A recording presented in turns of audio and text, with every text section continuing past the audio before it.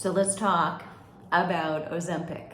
Hey, I'm Debra Atkinson. I'm the founder of Flipping 50, and as you probably know because you're here, that this is the first and only online fitness membership for women in the world. We talk primarily about strength training. We've been talking about strength training and muscle, lean body mass, making sure that we're strong, avoiding osteoporosis and frailty and falls as we age.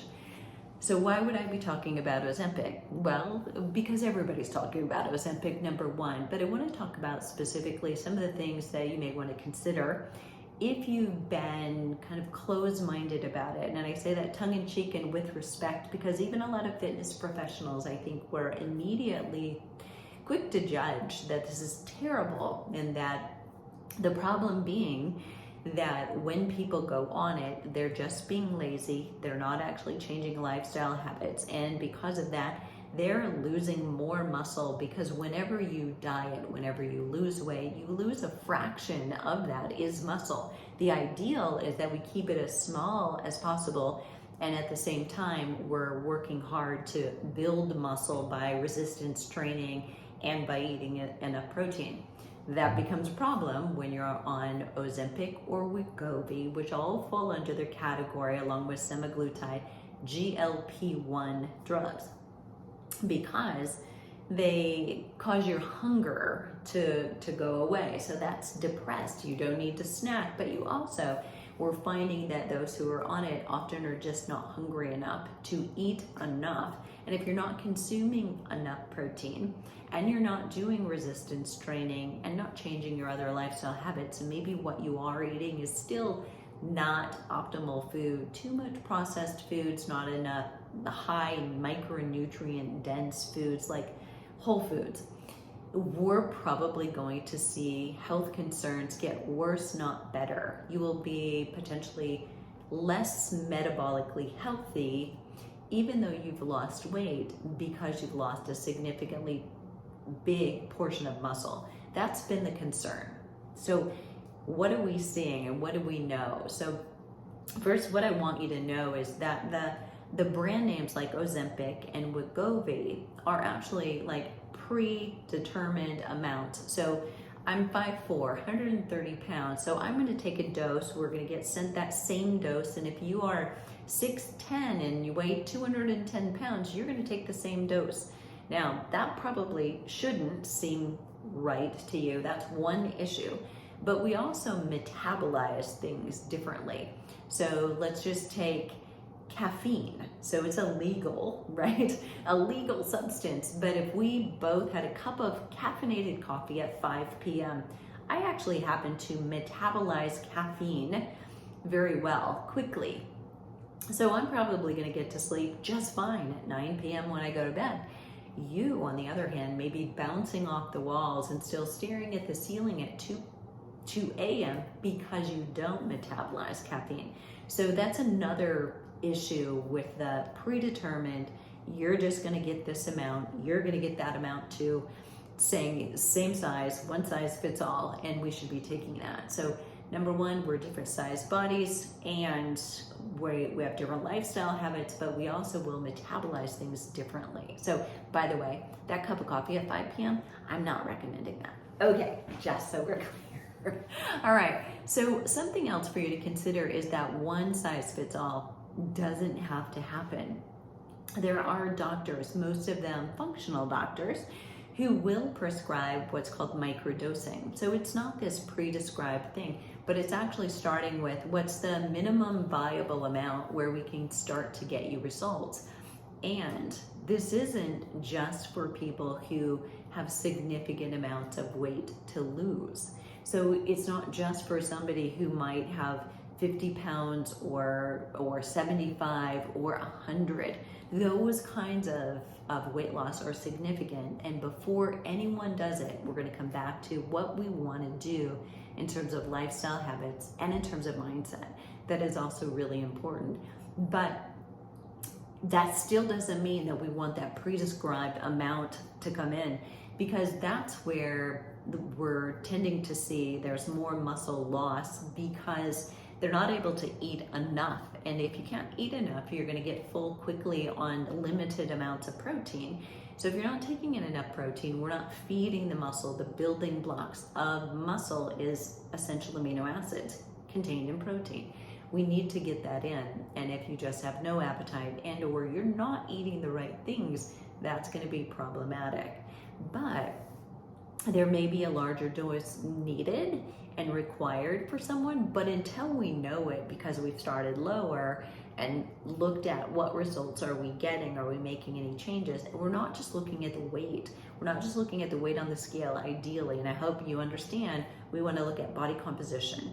Are we losing, when we lose weight, fat weight, but not muscle? We're maintaining muscle. Really, really important, not just to your today, but to your next 40 years. Because if you are metabolically more prone to disease because you have less muscle, you're fatter, sicker as we age. None of us wants that. None of us would put our hand up for that. So it's, should I do this? If I do this, how would I do this? And where would I find help? So I can help you with prescriptions or diagnoses, should you or shouldn't you, but I want to set you up for, it's not just a yes or no. I think what we have to look at closer is no judgment. And if you are thinking of doing it, or you know somebody that is, if they have all the lifestyle habits, and what I've seen in our community and in my physical community living, that there are people who were doing all the right things. Their diet was pretty pristine, whole foods, eating mostly vegetables and high protein diet, lifting weights, active, drinking lots of water, good sleep, prioritizing that, and still not making progress. Some people actually with diabetes, other people not, midlife women, but also men, and younger and older both. Those who were doing all the right things, I think they're ideal candidates for getting the support that they need. If someone is struggling already with diet, with food issues, with a relationship with food, that becomes a red flag for me. Because if they're not eating enough already, they were in a huge caloric deficit where they were already at risk for losing lean muscle mass, and then we're going to give them something that will decrease their appetite so they'll eat even less, we're going to be in trouble. So there is going to be a huge loss of muscle. And again, it's not the immediate, because immediately we're going to get on the scale and we're going to be ecstatic. It's human nature. We've been drilled into us for decades that we celebrate when we lose weight, period. Most of us do. And we are, a little alarmed when we gain weight, even if it's lean muscle mass. And that, again, conditioning that's happened over years. At this point in our lives, if you're over 40, definitely 50 and 60, if you're gaining lean muscle mass, you need to celebrate that, because that means your metabolism is going to work, you're going to be stronger, you're going to have great energy, your libido is going to be better. Life is just better when you have a little bit more muscle. And if you have more muscle, you will have less fat. That's the way it works. Muscle is metabolism, period. So we want that to be there, but looking at lifestyle habits before you start, input those, get those started.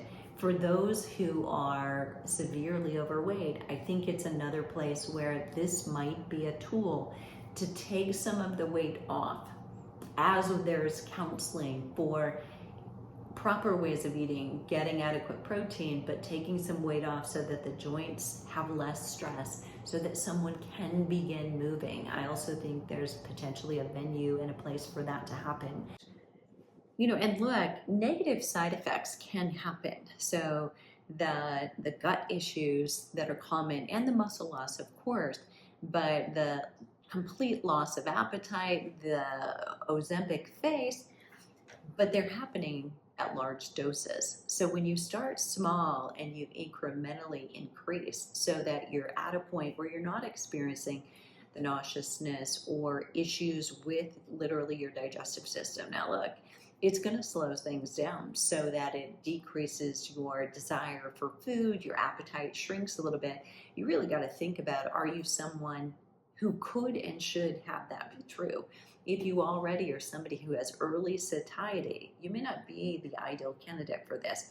What I mean by that is a number of clients that I've worked with who are larger size individuals with considerable amount of weight to lose are already at a significant caloric deficit. It's not that they're eating too much. They're not cheating. They're actually eating too little and their metabolism has been slow, but they get full so quickly. And if that's you and you take a drug that is actually meant to decrease appetite, the chance that you're going to eat less and less protein is very high. And that's a big risk for you. So again, although you may have a considerable amount of weight to lose, you've got to weigh the pros and cons before you dive in of what's going to be true for me.